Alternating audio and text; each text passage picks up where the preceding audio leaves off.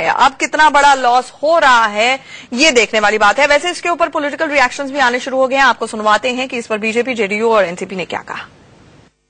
विनोद राय जी का जो स्टेटमेंट आया है उससे साफ होता है कि प्रधानमंत्री एक कठपुतली थे। हमारा प्रश्न है, अगर प्रधानमंत्री कठपुतली थे तो कठपुतली को नचा कौन रहा था? क्या कांग्रेस के जो 2G हैं अर्थात सोनिया जी और राहुल जी यही प्रधानमंत्री को नचा रहे थे?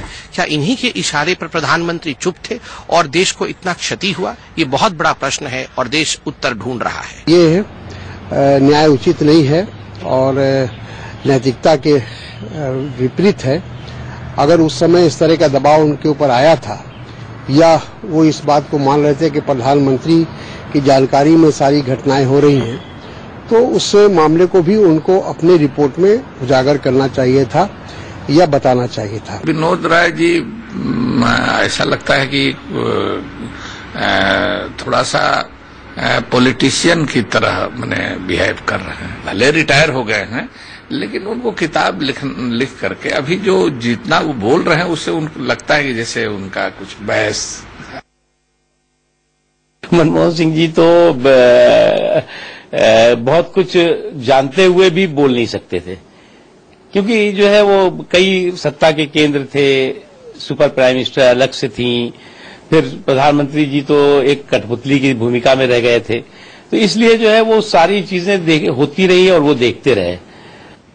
हमारे साथ हमारे सहयोगी संजय शर्मा इस वक्त फोन लाइन पर जुड़ रहे हैं। संजय, कुल मिला के देखा जाए तो सिर्फ ये आरोप भर नहीं है कि प्रधानमंत्री सब कुछ जानते थे और मौन रह गए। विनोद राय अब कई ऐसे खुलासे अपनी किताब में भी शायद करने वाले हैं। कमलनाथ के पत्र की बात की जा रही है। ये भी कहा जा रहा है कि प्रणब मुखर्जी ने खुद कोयला घोटाले के मामले में भी आगाह किया था प्रधानमंत्री को, जिसके बावजूद उन्होंने कोई कदम नहीं उठाया। देखिए, आजकल सबसे बड़ी बात है कि प्रधानमंत्री मनमोहन सिंह को उस समय आगाह करने की जरूरत ही नहीं थी। सीधी सीधी बात, चाहे प्रणब मुखर्जी हो चाहे कमलनाथ हो, दोनों पावरफुल थे और दोनों जानते थे कि डिसीजन कहां से हो रहे हैं। तो उनको सीधी सीधी बातें उस समय भी 10 जनपद में करनी थी। मनमोहन सिंह सारी चीजें जानते बुझते भी उस समय एक मौनी बाबा की भूमिका में थे। उनको कभी भी डिसीजन न पहले लेना था न बाद में लेना था। तो उन पर इस तरह के आरोप लगाने का अब भी कोई मतलब नहीं है। विनोद राय की जो अपनी किताब लिख रहे हैं उसमें उन्होंने इन सारे पहलुओं को उजागर किया, एक एक घोटाले के बारे में विस्तृत रूप से बताया। कांग्रेस में काफी बेचैनी है इस मामले को लेकर के। प्रधानमंत्री मनमोहन सिंह के बारे में पहले से सबको पता है कि डिसीजन वो नहीं ले पाते थे।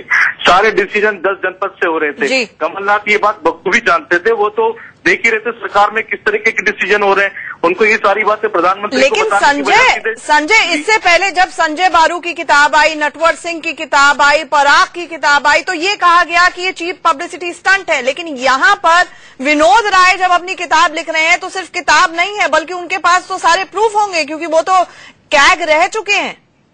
जी हाँ, चल ये विस्फोटक किताब है। आपको मैं बता दूं, इस समय विनोद राय त्रिवेंद्रम में है। 16 तारीख को यहाँ पर दिल्ली लौट रहे हैं और 16-17 तारीख को अपनी किताब के बारे में काफी विस्फोट करने वाले हैं यहाँ पर दिल्ली आने के बाद में। तो आप मान के चलिए जब उनकी किताब पब्लिश होकर के बाजार में आएगी या उसके और अंश आएंगे तो इसमें काफी हलचल होगी, काफी बड़े धमाके होंगे जो कांग्रेस को मुंह दिखाने लायक नहीं छोड़ेंगे। इस तरह की बातें कही जा रही हैं। चल बिल्कुल, हमारे साथ जुड़ने के लिए संजय शुक्रिया। याद होगा आपको, याद दिला दे अपने दर्शकों को कि किस तरह से बाकायदा सरकार ने उस वक्त सुप्रीम कोर्ट में स्टैंड लिया था। ये कहा था कि कैग का काम सिर्फ अकाउंटेंसी करना है, जिस पर सुप्रीम कोर्ट ने कहा था कि कैग कोई मुंशी जी नहीं होते हैं। अब वही किताब आ रही है, not just an accountant, Vinod Rai की, जिस पर जवाब देना अब कांग्रेस के लिए बहुत बड़ी टेढ़ी खीर साबित होगा। एक छोटे से ब्रेक के लिए रुकना पड़ रहा है।